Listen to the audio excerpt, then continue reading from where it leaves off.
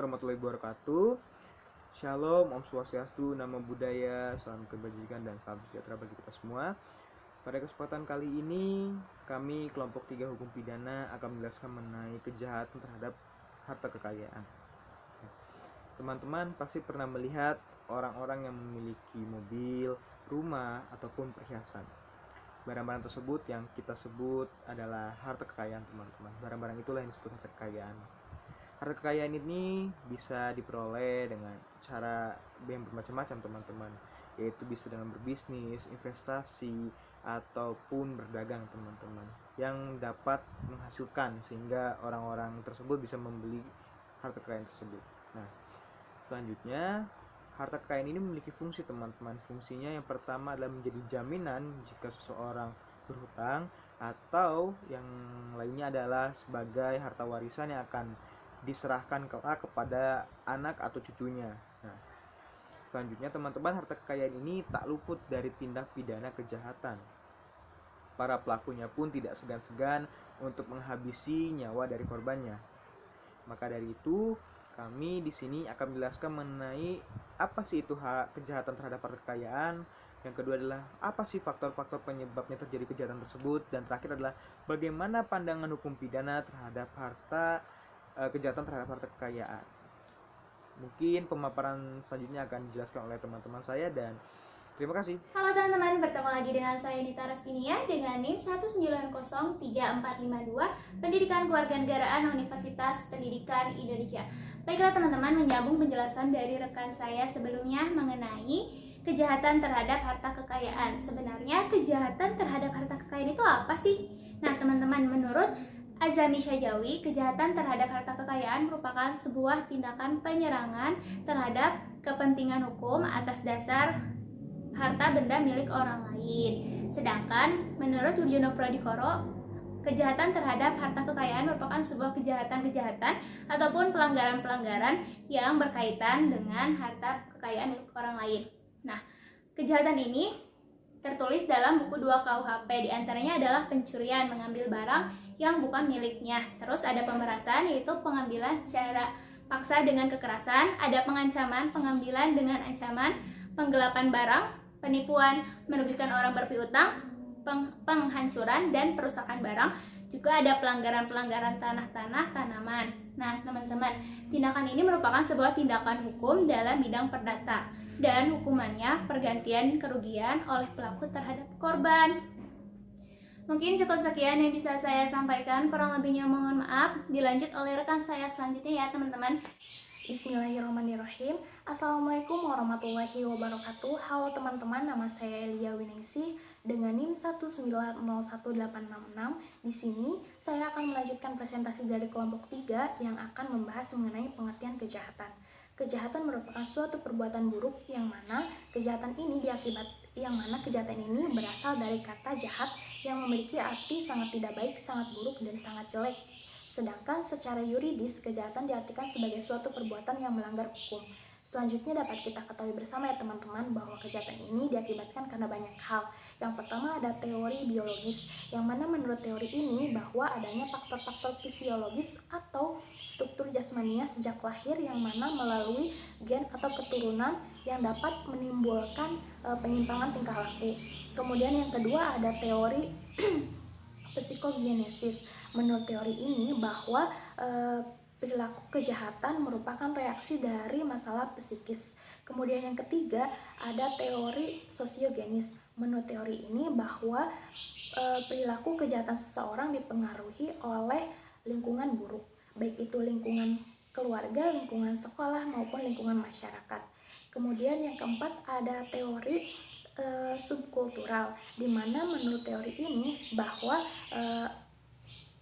perilaku kejahatan dipengaruhi oleh lingkungan pelaku kejahatan tersebut, seperti padatnya penduduk ataupun lingkungan masyarakat yang buruk.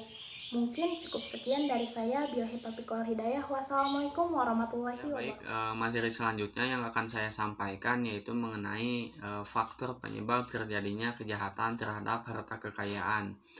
Nah, di sini ada 4 faktor yang mempengaruhi terjadinya kejahatan terhadap harta kekayaan.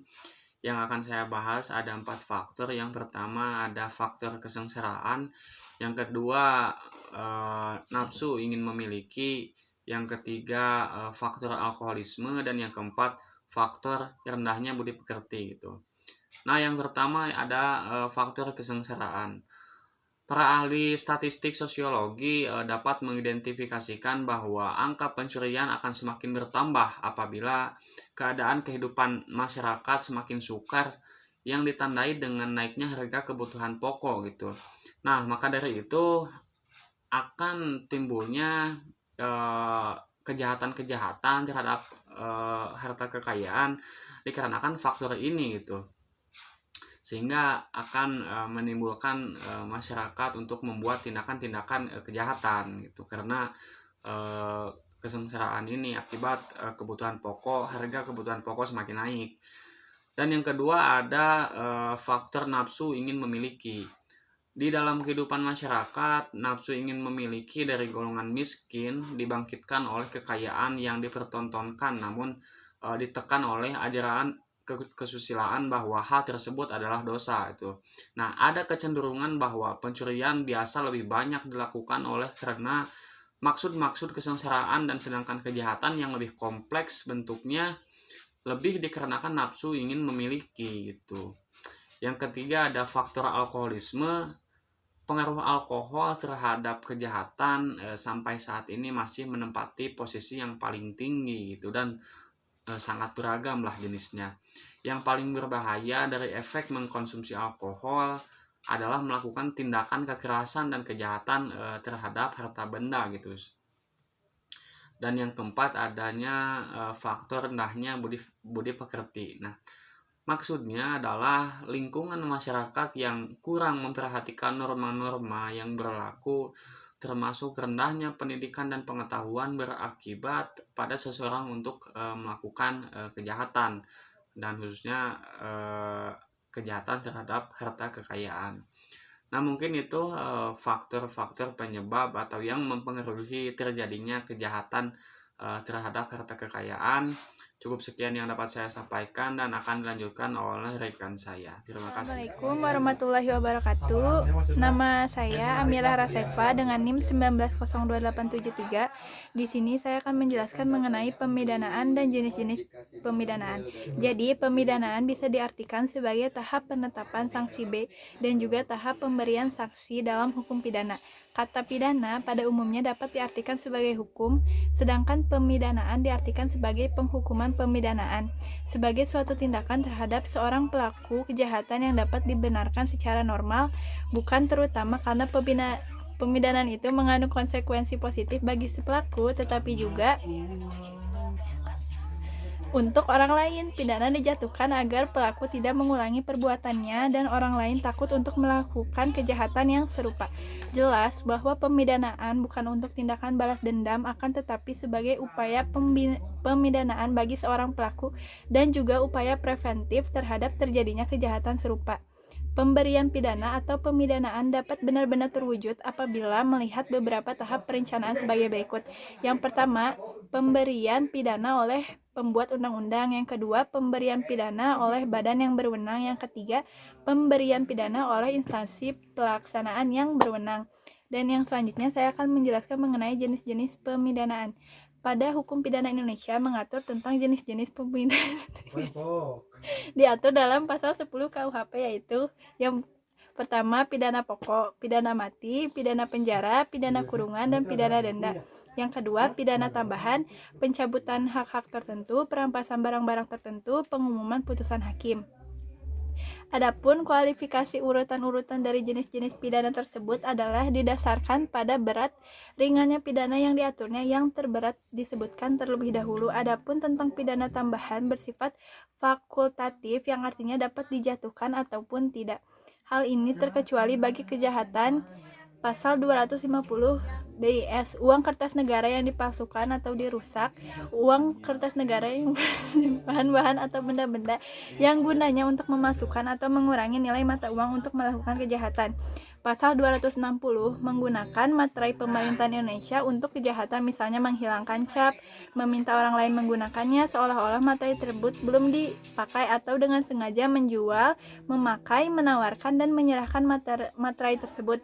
Dan pasal 275 KUHP menyimpang bahan atau benda untuk melakukan kejahatan seperti akte otentik, surat utang, surat sero, atau surat kredit menjadi bersifat keharusan.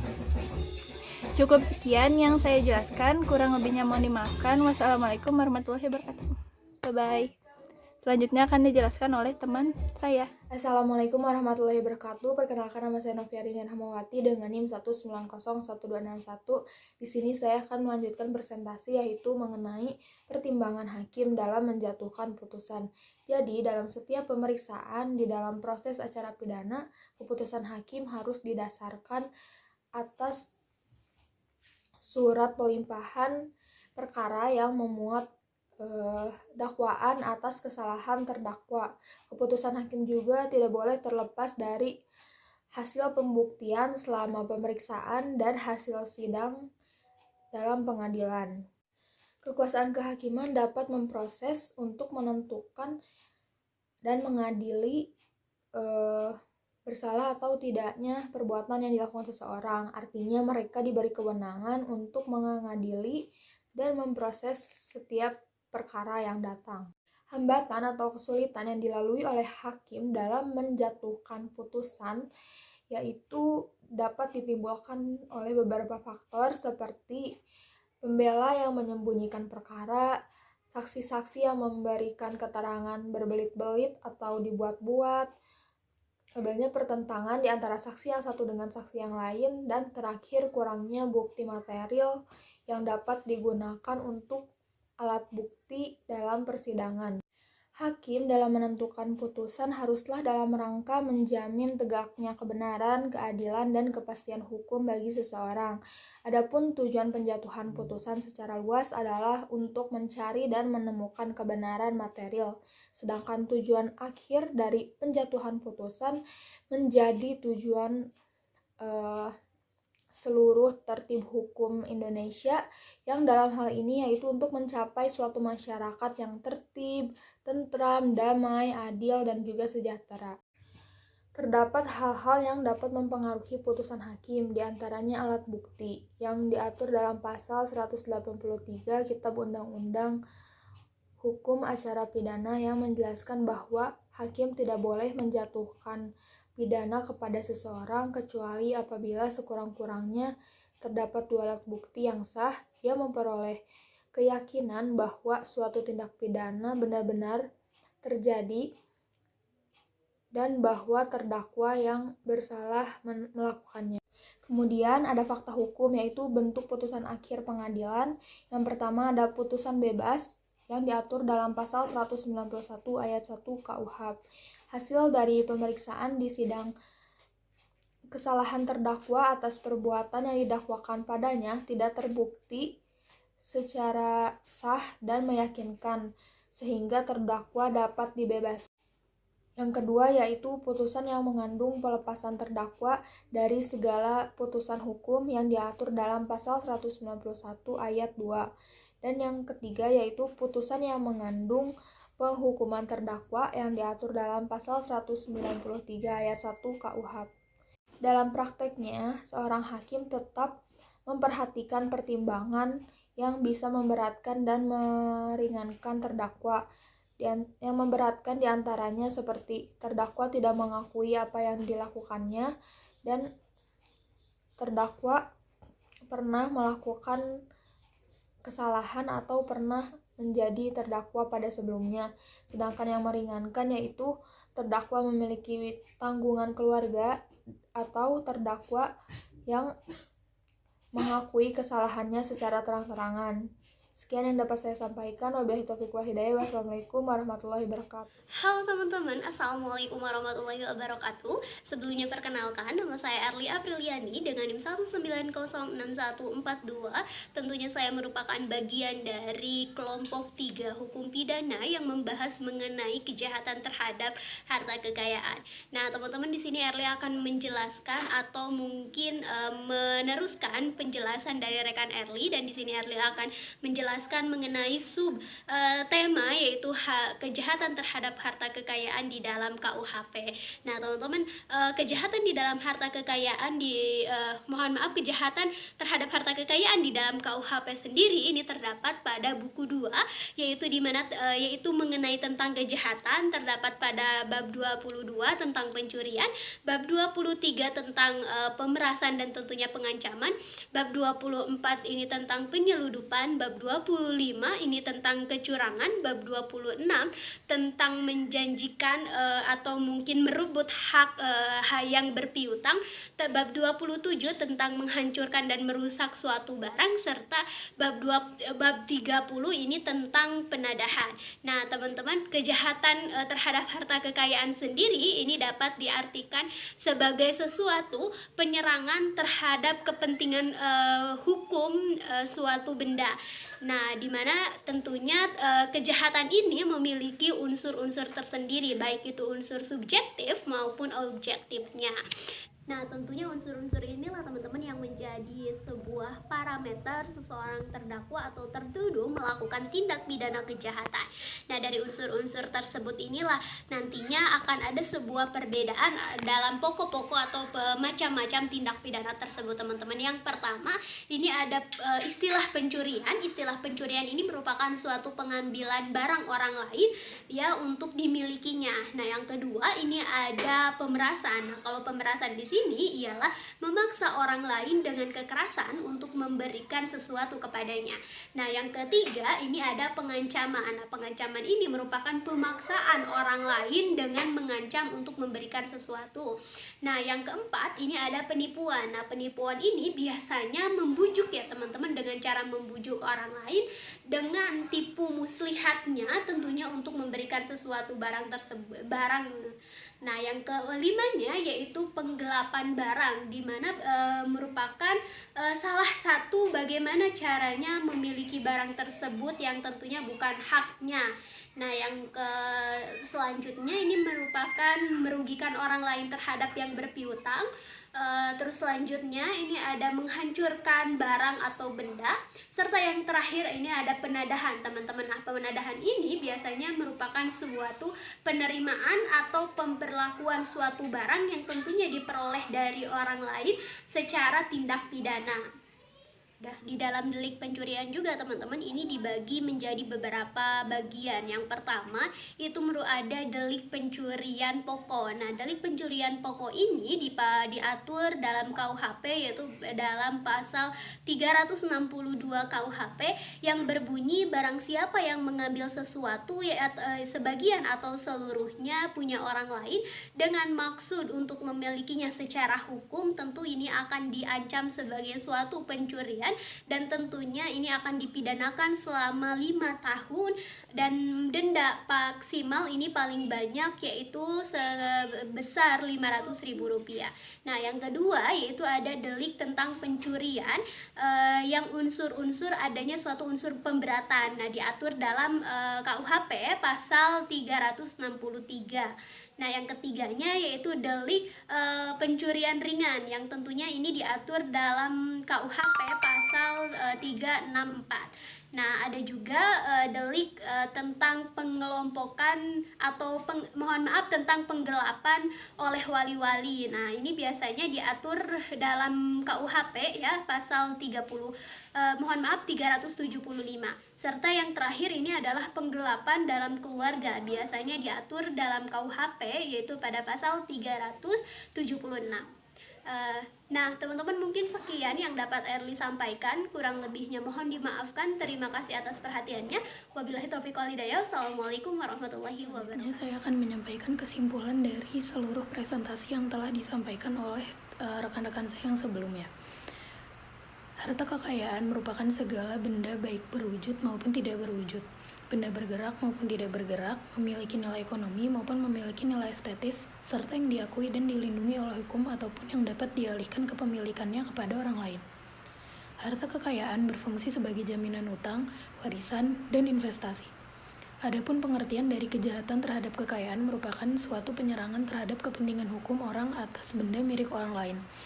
Adapun faktor-faktor penyebab terjadinya kejahatan terhadap harta kekayaan yaitu yang pertama adanya faktor fisiologis dan struktur jasmaniah seseorang yang dibawa sejak lahir melalui gen dan keturunan yang dapat menyebabkan penyimpangan tingkah laku karena lemahnya iman dan rendahnya budi pekerti. Lalu faktor lingkungan yang buruk baik di lingkungan keluarga, lingkungan sekolah, atau bahkan lingkungan masyarakat. Selanjutnya, karena tidak tercukupinya kebutuhan sehari-hari yang menimbulkan rasa ingin memiliki hak orang lain dengan cara yang tidak baik dan merugikan orang lain. Kejahatan harta kekayaan dalam KUHP terdapat pada buku 2 tentang kejahatan, terdapat pada bab 2 tentang pencurian, bab 23 tentang pemerasan dan pengancaman, bab 24 tentang penggelapan, bab 25 tentang perbuatan curang, bab 26 tentang merugikan orang berpiutang atau yang mempunyai hak, bab 27 tentang menghancurkan atau merusak barang, dan yang terakhir bab 30 tentang penadahan. Sekian presentasi yang dapat disampaikan oleh kelompok 3, semoga bermanfaat. Sekian, wassalamualaikum warahmatullahi wabarakatuh.